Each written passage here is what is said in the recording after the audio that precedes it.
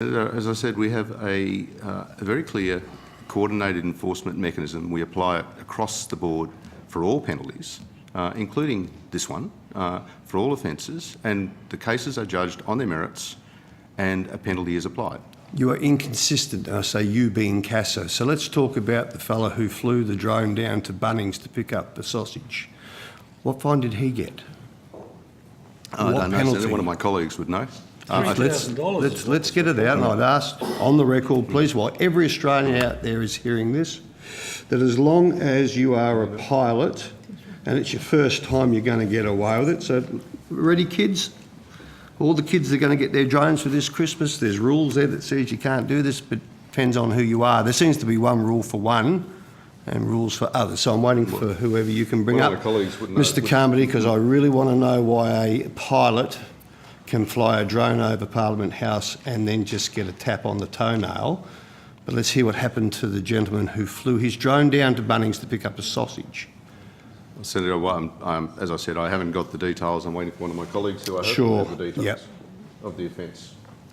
We'll have to dig it up. There's a raffle going on behind it. Yep, there is, to see whether we've got... we do... we've got the straw. Senators, we do... there are quite a number of drone offences over a period of time, so obviously we have a number. And Mr. Carmody, while we're just waiting for the evidence, I have no problem when rules are set and there's consistency. So my problem is when there are inconsistencies, and I have an even bigger problem when a political operative can get away with nothing, why ordinary Australians get a financial fine or... Anyway, hello. Good morning, Senator Jonathan Alec, General Manager of Legal Affairs, Regulatory Policy and International Strategy. I regret to say I don't have these identified by the Bunnings event, but as you probably... Do you want me to Google it? No, I do. I was going to say, I recall, and I will confirm this, but I will recall that matter did invite an infringement notice. Thank you. And the penalty $3,000 is what was reported. Well, whatever the penalty was, if that was the case. $3,000, okay. And he put it on Facebook that his drone went down, picked up a sausage, came back. You looked at that and fined him $3,000. Thank you. Well, as I'm saying, that I believe that was the case, and I'm not doubting it. I'll as I said, I have the infringement notices that were issued, but they're not identified by the location of the event here. But may I say, and I understand your concerns and the fact that if there appears to be some inconsistency. Firstly, the information that explains that you mustn't fly over beaches and things like this is as a means by which to explain what the rule actually says, which is to say a populous area is an area which, amongst other things, if an event occurs, you must be able to be clear of the people if you want to bring it down safely. That's the primary objective of a populous area. So there may be circumstances where a person is operating in an area where people are, but the circumstances are such where, reasonably speaking, they could be clear of the people when they bring it down. But not only that, Doctor, I'm sorry to come in, but it might just conk out and drop. Well, that's the point, I suppose, so that if it just conks out, then you can't be in such a place where if it just conks out, it's going to fall on someone. Sure, and that's the way it should be. No arguments. No, so Dr. Alec, yep. Sorry. The only other thing I'll say is that when we issue an infringement notice, which is the more serious response as opposed to a counseling letter, which is more serious again than an educative letter, we have to be able to be reasonably confident that if this matter were prosecuted, there would be a successful prosecution. Because if a person elects not to pay the infringement notice, just like a motor vehicle fine, they can go to court. So the evidence has to be sufficient to substantiate the claim. We do have any number of those where we believe the evidence is sufficient to substantiate such a claim. So let's get back to this one, sorry. Let's come back to this one, the evidence.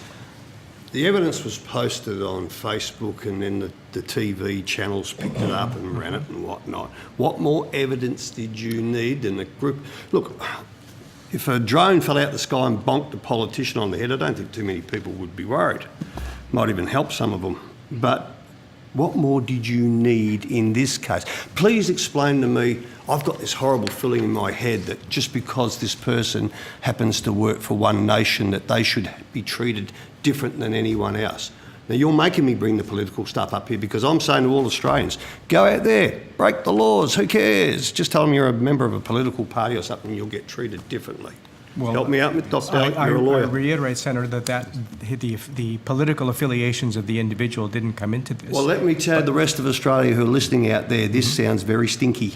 Now, if you were to land on one of the bars here tonight at 6 o'clock and say, listen, brother, what do you reckon about this? I don't think you're going to walk out of there with the answers that you expect that you're giving here in this committee. And let me just run a few things in front of you, some of the other, because I wrote to you, as Mr. Carmody said, and you wrote back to me, and I was asking for similar situations. See, and I don't want to bore, Chair, I don't want to bore, but this is very important. 19th of the 1st, 2015 was, what's AIN, just for the purposes of those all listening in? What's AIN stand for? An aviation infringement notice. Thank the you. fi- the penalty. Issued for 50 penalty unit offence, fine $850 with the value of a penalty unit. Another one here in February 2016, $900. Now, I don't know, it doesn't go into what, I asked for similar circumstances flying over people. You know, you've got the Bunnings video, actually, I have to correct the record. The Bunnings video, what I have here, the AIN issued for 50 penalty unit offence. What does that mean? It's a 50 penalty unit is How the much is formula one? that's used. It's not a Yeah. CASA invention. It's every penalty unit is Commonwealth offences are the penalties are identified in penalty units and. And it says here, fine $900. So is that on top of the 50 penalty? No, or the is that 50 penalty units is the $900. $900 with the value of a penalty unit at the time of offence was $180. So is it 50 times 180? That would be right, I believe. So We don't have any 50, is that discretion in that. 3,000? Yeah. Okay, more, is it? Yeah. And look, they go on and on and on and on. So please explain to me the inconsistency. So we'll come back to it.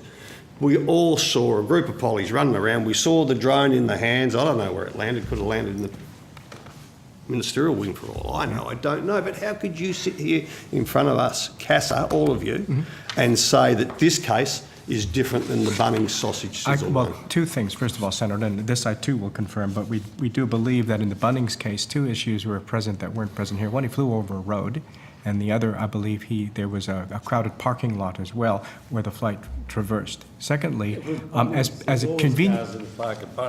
No, I recognize that. Convenient as it would be to rely on video footage that appears on Facebook, forensically that's problematic, and that's not a CASA invention.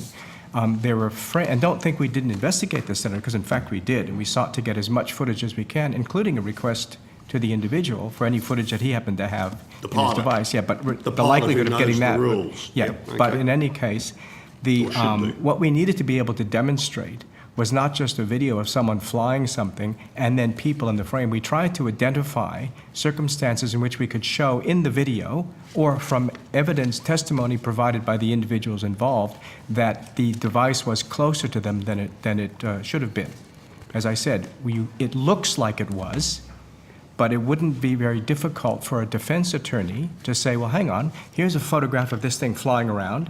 Here's a frame with people in it, but I don't see a frame with this thing flying around very close to another person. In fact, how do I know that this frame wasn't taken at this point and this frame taken at that point? You and I might agree that, come on, it's pretty plain, but in order to prevail in a court, you need to have at least that much evidence. And that's evidence we were unable to get because we couldn't get a sufficient video from those who had it, and because those from whom we sought advice about if they were present and if they would be prepared to say that this thing came within less than 30 meters of where they were. We're still actually looking for that, but it's sort of academic at this point. We weren't able to get it. We weren't able to obtain Okay, that Dr. evidence. Delicate, you know, whether it falls out the sky at 30 feet or 100 feet, it's still going to clonk you on the